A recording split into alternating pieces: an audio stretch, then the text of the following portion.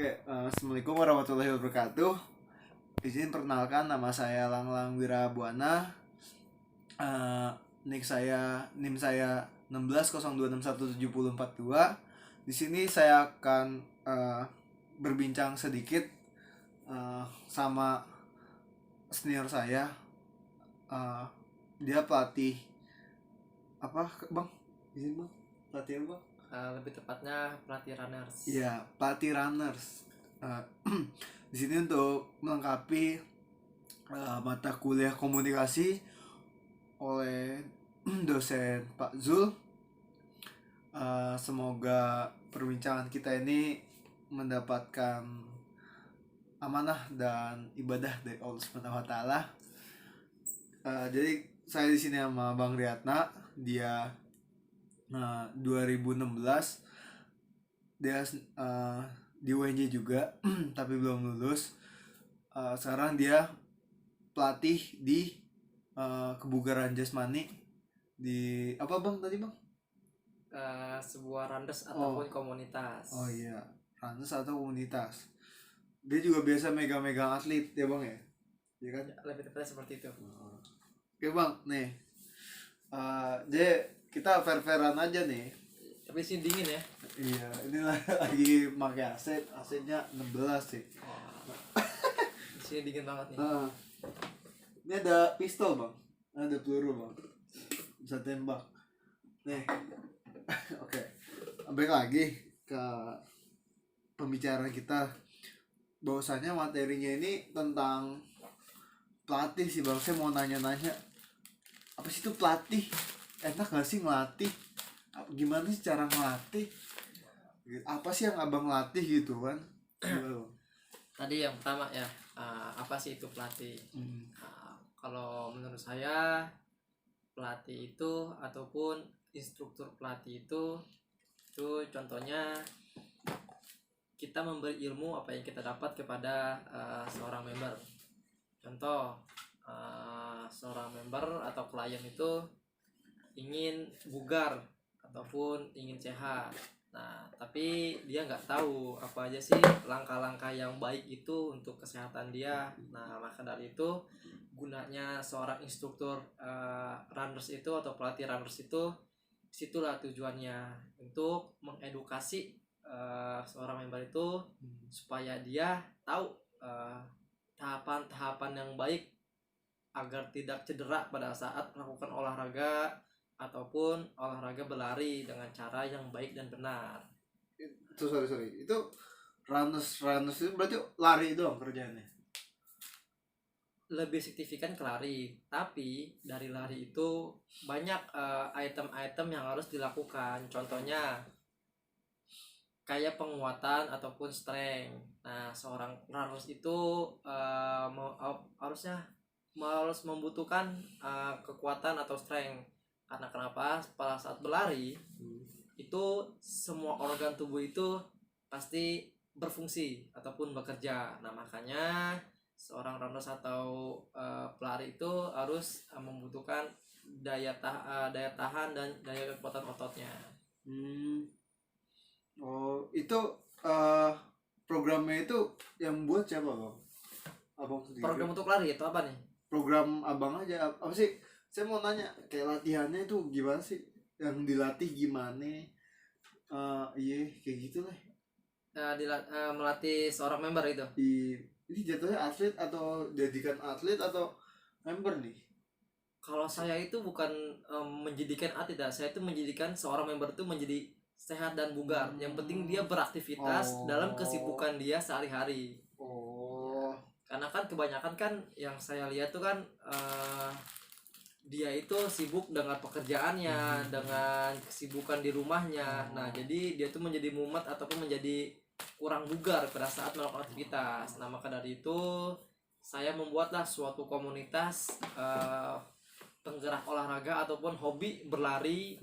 Nah, tujuannya bukan untuk menjadi atlet ya, jadi menjadikan seorang itu menjadi bugar agar bisa beraktivitas kembali pada saat keseharian dia. Tapi itu bakal menutup kemungkinan nggak sih, misalkan dengan hobi olahraga dari yang kecil-kecil ini kan bisa tuh dia menjadi atlet tiba-tiba gitu, berkemungkinan nggak sih program yang abang latih nih? Oh iya, pasti ada, kemungkinan ada, tapi lebih kecil karena kebanyakan yang hobi lari ini usianya itu bukan muda lagi, tapi sudah kepala 4 ataupun 5. Nah maka dari itu saya lebih berfokus tuh dia menjadi bugar saja. Tapi ada yang untuk menjadi ke jenjang lebih atas itu pasti ada, tapi nggak begitu banyak. Itu berapa kali latihan tuh? Latihan berapa kali? Dalam seminggu atau berapa? Iya seminggu, iya kita bisa dari seminggu kan? Oh, kalau latihan seminggu tuh, kalau untuk olahraga itu minimal itu seminggu 3 kali. Nah, tapi karena kesibukan si member ini, jadi kita buat sistemnya itu sesuai member yang mau, ataupun member ada waktu ya udah kita lakukan. Kadang ada seminggu 3 kali, seminggu 4 kali, ada seminggu 2 kali. Berarti masih suka-suka membernya ya, atletnya orangnya itu ya? Iya, bukan kita yang menentukan. Oke, kamu latihan hari ini, tidak. Jadi kita mengikuti member di KJ bisa hari ini, ya udah kita tentukan hari itu juga. Berapa orang? Untuk komunitas atau member gimana?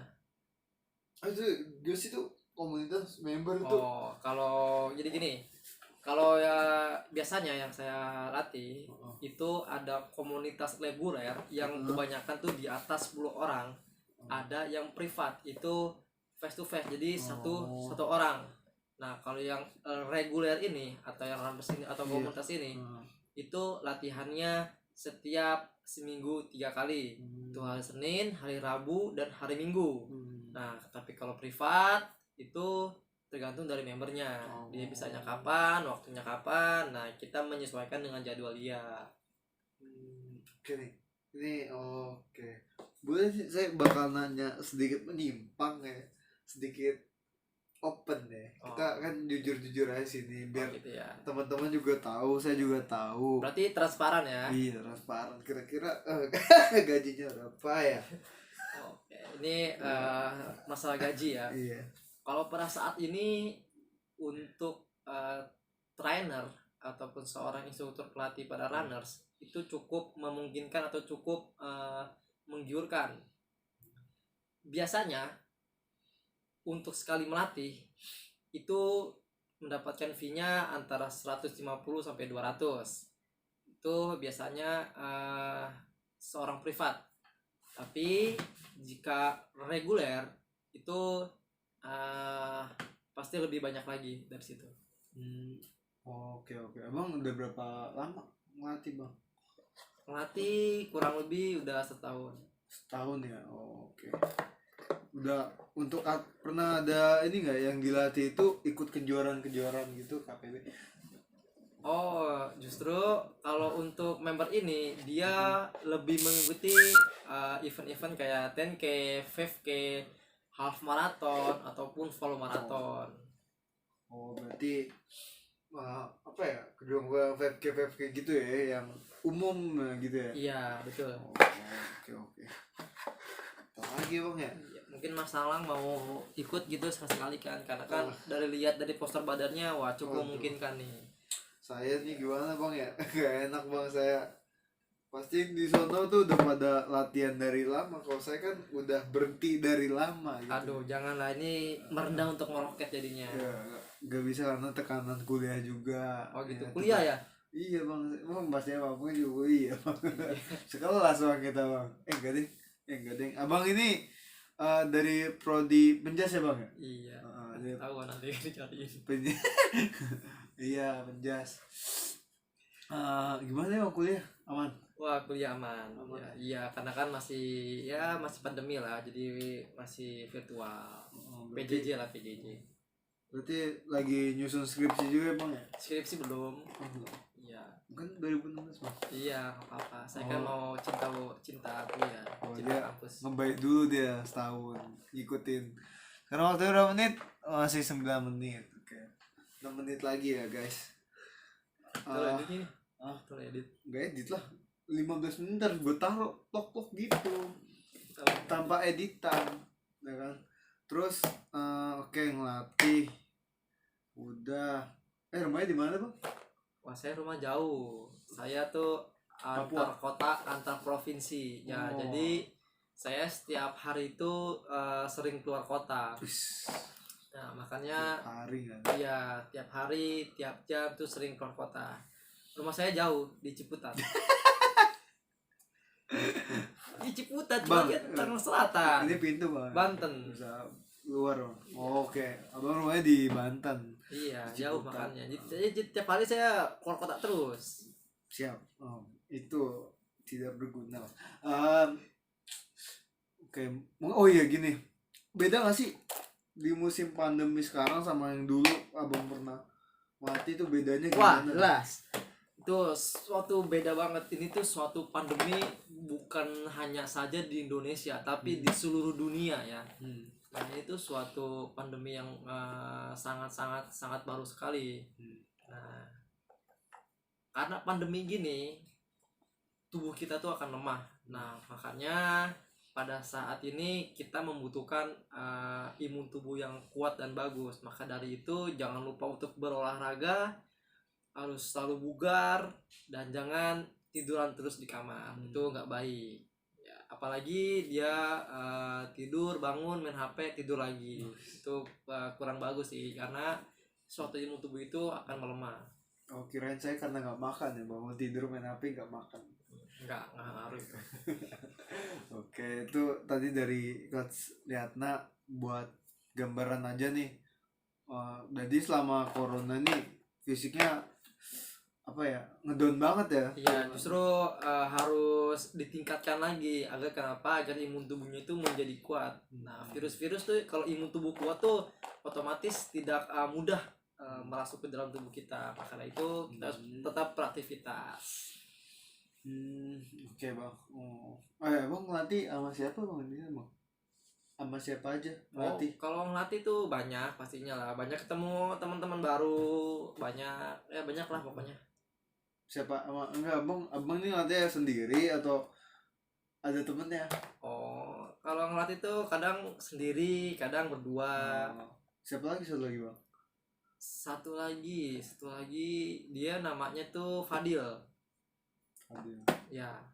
Dari UNJ juga bang? Bukan.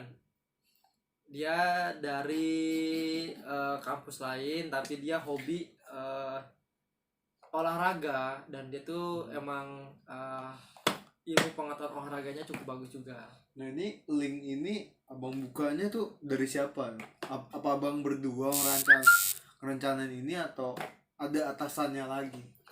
Sebetulnya ini tuh bukan itu ya, jadi itu cuman kita tuh gimana sih supaya kita tuh dapat membuat ide supaya masyarakat itu mengetahui tentang pentingnya tuh berolahraga. Nah, makanya kita buatlah suatu komunitas olahraga atau buat komunitas lari. Jadi seperti itu. 2 menit lagi bertanya. Oke. Apa lagi ya bang ya? Udah cukup sih. 13 menit ya, 2 menit lagi. Mungkin saya menekankan tadi sih yang betul. Mas Tangwang bilang tadi, perbedaan antara melatih di normal dan pandemi itu sangat berbeda sekali. Iya tuh, gimana tuh? Nah, kalau untuk sekarang sih cara melatihnya sih karena supaya kita terhindar dari virus ini, yaitu salah satu yang terbaik yaitu adalah dengan cara virtual ataupun dengan jarak jauh. Nah, supaya gimana tetap kita bugar tapi kita terhindar dari COVID-19, yaitu kita dengan cara virtual, itu dengan memakai suatu aplikasi Zoom ataupun WhatsApp atau video. Nah, itu salah satu alternatifnya. Yang emang itu apa ya? Nggak tahu saya doang atau yang lain juga. Kalau virtual gitu tuh rasanya bete juga sih bang. Kalau saya ngedengerin, apalagi gue bisa tidur kenapa harus virtual kan gitu kan? Apa ya? Lebih ngedown aja, lebih bete aja gitu kalau latihan tuh virtual. Mendingan ketemu langsung. Itu Ada nggak sih yang ngeluh begitu di atlet atau teman abang gitu? Itu sih udah pasti ya, kurang efektif banget daripada ketemu langsung dan virtual. Kita berbicara di suatu media atau elektronik di depan HP atau laptop sih ya. Ya kedengaran seperti lucu, cuman mau kayak gimana lagi Iya, itu untuk dia. terhindar dari sebuah wabah penyakit, yaitu salah satu efektif agar bisa bergerak dan beraktivitas, yaitu contohnya. Itu kalau nggak salah kan abang kan namanya Evo ya, bener gak sih?